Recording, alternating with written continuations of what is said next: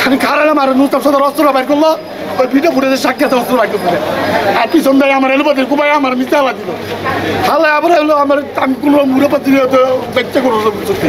এরপর আমার ছোটো ব্যাটারি ছোটো ব্যাটারি কোপাইছে কোপাইতে পরে ওই বাড়ি থেকে বাইরে তারা কেউ বাইর করতে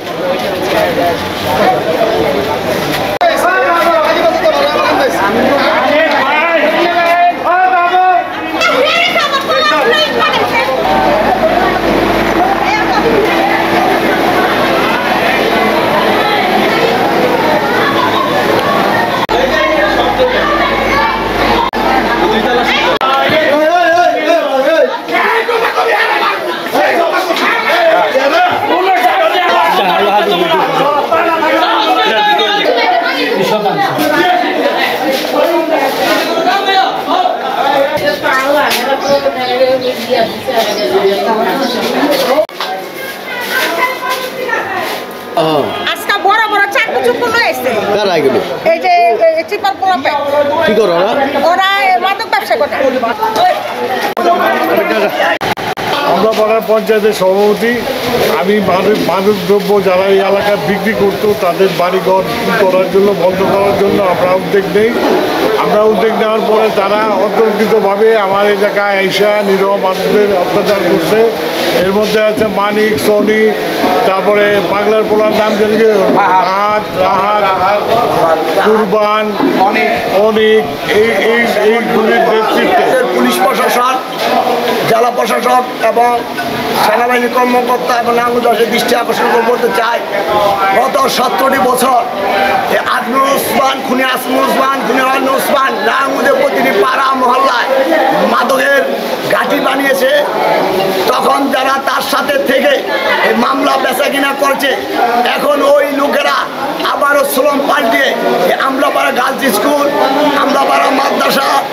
আমলাপাড়া চৌরাস্তা এইসব এলাকায় সনি, মানিক, তারপরে কুরবান, শ্যামল, হৃদয়, অনিক এবং রাহাত, বাহার তাদের নেতৃত্বে তারা এই এলাকায় মাদকের সিন্ডিকেট করে তারা সয়লাভ করেছে। এই এলাকার ছাত্র ছাত্রী সাধারণ জনগণ তাদের কাছে দিননি। আমাদের মহল্লার মুরব্বী আমরা পরে কেবিসা বাইলেনের পঞ্চায়েত কমিটির সভাপতি নুসরাত সর্দার, সাধারণ সম্পাদক হানিফ সর্দার এই 5 আগস্টের পট পরিবর্তনের পর নিজের মহল্লাকে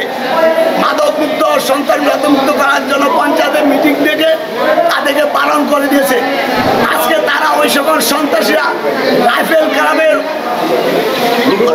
অস্ত্র দিয়ে এবং ধারালো অস্ত্র, হকিস্টিল, রামদা,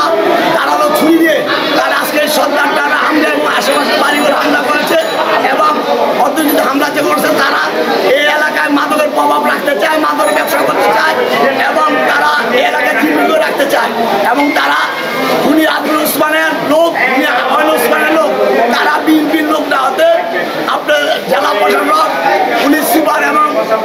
সেনাবাহিনীর অফিসার থেকে আকর্ষণ করবো অতি শীঘ্রই ব্যবস্থা না হোক।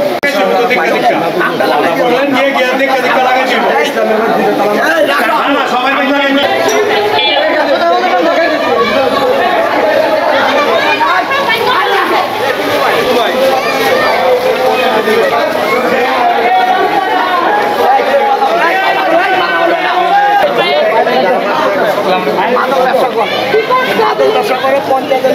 সভাপতি আমাদের